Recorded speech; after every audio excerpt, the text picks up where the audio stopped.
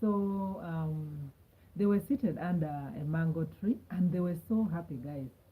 These women were seated together. They were taking their breakfast. The younger wife was breastfeeding, and then they seemed so happy. So I asked my mom when we left, because the reception was so good. So when we left my uncle's place, I asked my mom, who is that other woman? Then my mom told me, that's your other uncle's wife. I'm like, what?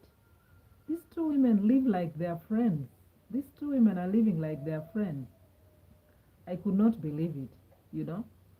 So in the villages,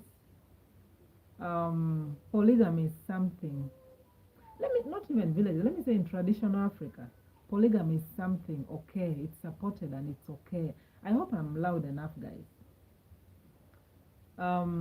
Those days, I remember my grandmother told me, my grandmother was a second wife. TRX Gaming, hi, thank you for coming. Vibes with Tyler, I say he's on ads. Thank you, Tyler. So I remember those days, my grandmother, like I told you, she was a second wife. So the first wife, the husband approached her and told her he wanted to get another wife. So my step grandmother by then was like, okay, like it was normal for men to approach their first wives to help them get a second wife, and it was okay. I mean, the idea of being approached to get a second wife was really so welcomed by the first women. Like the first women felt proud when the man asked them to help them get a second wife, other than the man just getting a wife without involving them. You get? So my grandfather approaches my step grandmother and tells her, you know what, I'm thinking of getting you a supporter. I'm thinking of getting you a supporter, someone who can support you. Ads done playing. Thank you, Tyler. I really appreciate. So my step grandmother was like, okay, so what do you want me to do?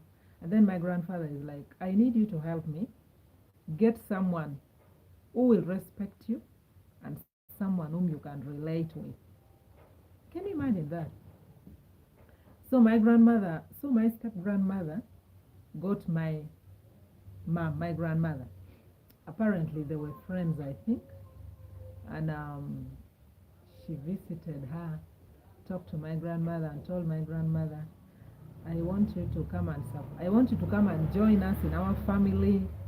Like she was the one vibing the woman for her husband.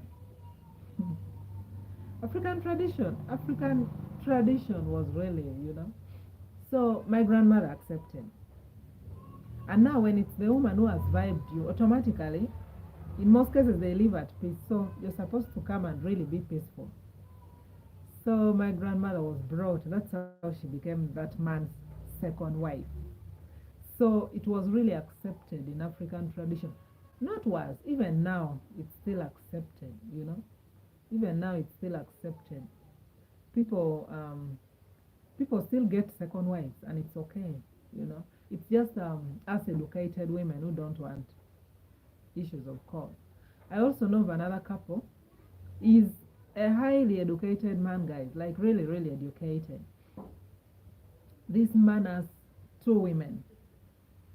He has built a house in a way that when you enter this house, there is a main door. You enter from the main door. And as you go, like there's a living room, there's a bedroom the other side, there's another bedroom this side.